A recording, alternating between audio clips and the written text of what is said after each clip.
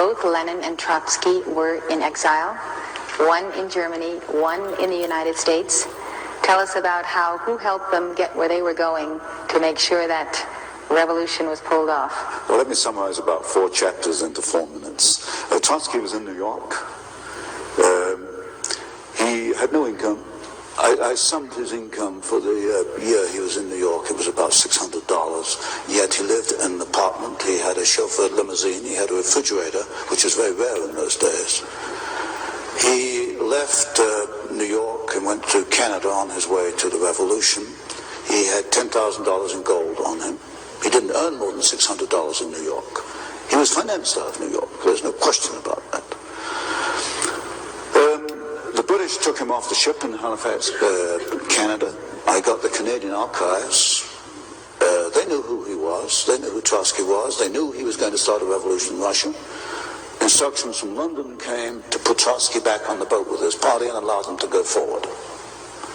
So there is no question that Woodrow Wilson, who issued the passport for Trotsky, and the New York financiers who financed Trotsky, and the British Foreign Office allowed Trotsky to perform his part in the revolution. Now, over in Switzerland, you get Lenin, who was in exile. He went through Germany in the famous sealed train by permission and with the encouragement of the German General Staff. And yet Germany and Britain were supposedly fighting each other. And you get them both moving these 2 key revolutionaries into place inside Russia. And then, of course, the rest is history. They created the revolution with no more than about 10,000 revolutionaries. They needed assistance from the West, and they got assistance from Germany, from Britain, and from the United States to continue and consolidate the revolution. Just tell us all over again why. Why? Just You tell won't it find again. this in the textbooks.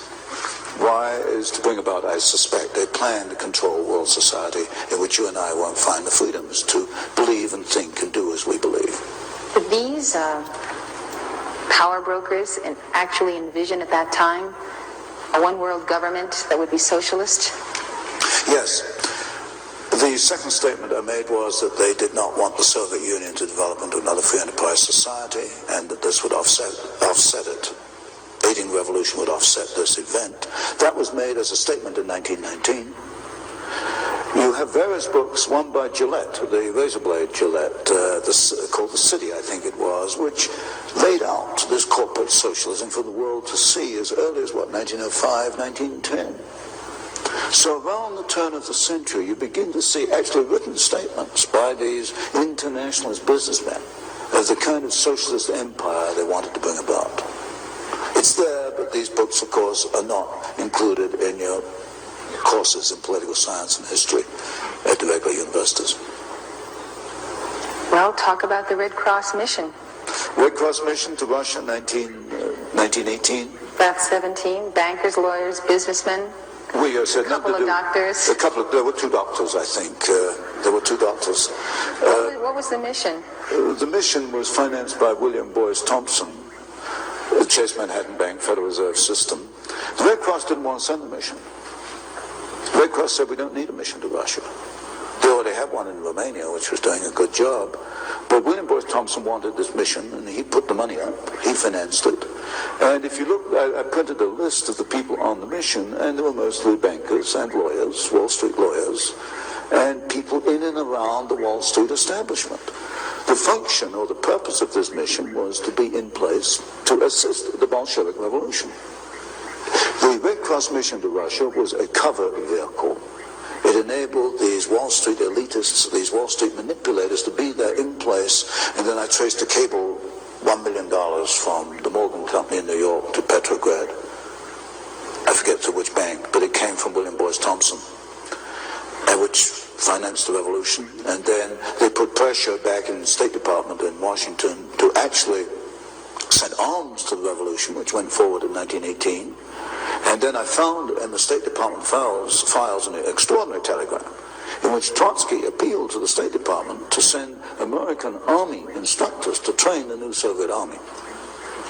And I think I reprinted that in one of my earlier books.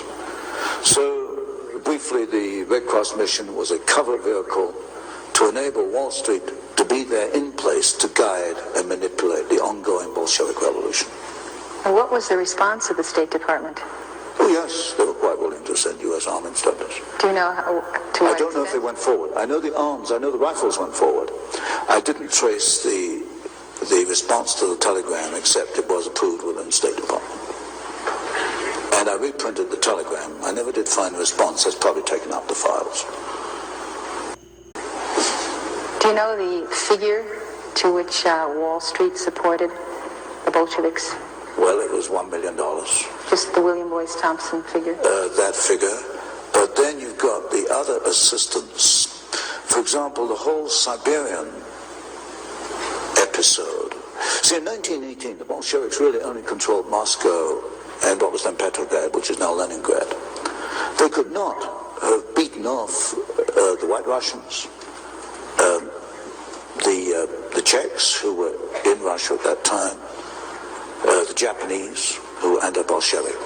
They could not have beaten it off without assistance from the United States and from Britain. And the Siberian Railroad is critical because if you look at that map of Russia, you know, Moscow and Leningrad are stuck at the left end, and you've got that vast expanse of Russia, and the backbone is the Trans-Siberian Railroad. Now, the history books will tell you that American troops went in, they occupied the Trans-Siberian Railroad in order to prevent the Japanese from coming in. Well, this is absolute nonsense. I've never written the book. I hope to get around to it one day. I've got 2 big boxes of files on this. The purpose of the American army in Siberia was to hold the Trans-Siberian Railroad until the Bolsheviks were strong enough to take it over. And they did that very effectively. They held off the Japanese. They held them back near Manchuria. They evacuated the Czechs out along the Trans-Siberian Railroad. The French and the British gave up because they said the Americans are helping the Bolsheviks. They evacuated. And in one of these books, I reprinted a little clipping from the New York Times of, I think, 1919. Finally, the Bolsheviks got to Vladivostok, right at the far end of Siberia, near Japan, in which the local commissar addressed the American army and thanked them for aiding the revolution. And that was in the New York Times, and I reprinted it. Now, this is totally contrary to everything you find in the textbooks. The textbooks say we went into Siberia to at least be neutral, and I suppose most people would assume we went in to stop the Bolsheviks. We didn't. We went in to help the Bolsheviks. There's no question about that. There's no question that they could not have consolidated their revolution without the capitalists. Absolutely none. Absolutely none. They had too many enemies. Not only outside enemies, the White Russians. The Ukrainians themselves were not particularly happy, and all your ethnic groups in Russia were not particularly happy with the Bolsheviks. They could not have won without Western assistance. There is no question about that. Then they were starving. The factory, they couldn't operate the factories because the Bolsheviks shot all the managers and the technicians. Either that or they left Russia. The factories were closed down. Russia was starving. By 1922, Lenin himself said the end has come. They had no food. They had these closed down plants. The plants were not destroyed in the revolution. That's what the textbooks will tell you, including Kennan, the State Department expert. He says the Russian factories were destroyed in the revolution. They were not destroyed.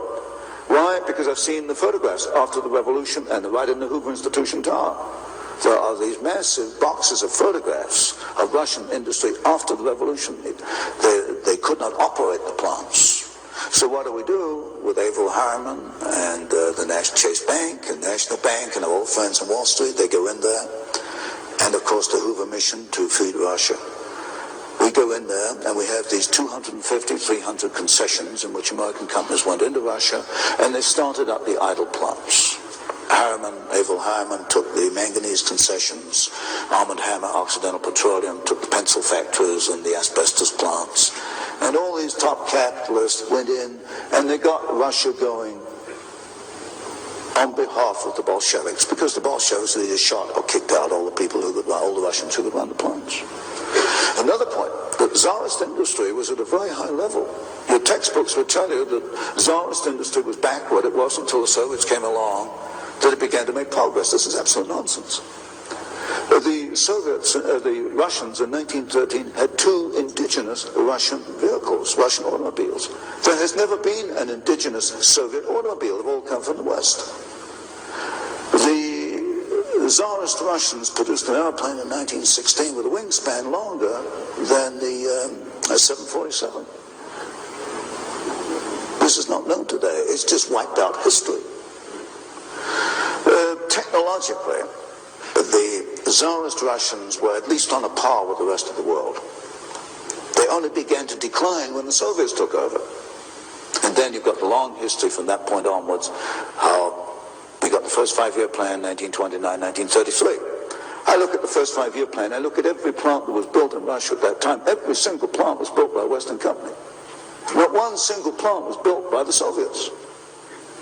You name any plant, if there are any Russians here from way back, you name any plant in the first 5-year plan, and you know as well as I do who built it. It wasn't the Soviets, it was a Western company.